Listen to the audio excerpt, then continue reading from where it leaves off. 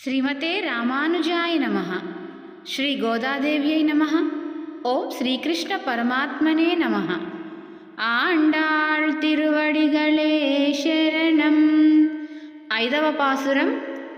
மாயனை மன்னுவடமதுரை மைந்தனை தூய பெருநீர் யமுனை துறைவனை ஆயர் குலத்தினில் தோன்றும் மணிவிளக்கை தாயை குடல் விளக்கம் செய்த தாமோதரனை தூயோமாய் வந்து நாம் தூமலர் தோவித்தொழுடு வாயினால் பாடி மனத்தினால் சிந்திக்க போய் பிள்ளையும் புகுதருவான் என்றனவும் தீயினில் தூசாகும் செப்பேலோர் எம்பாவாய்.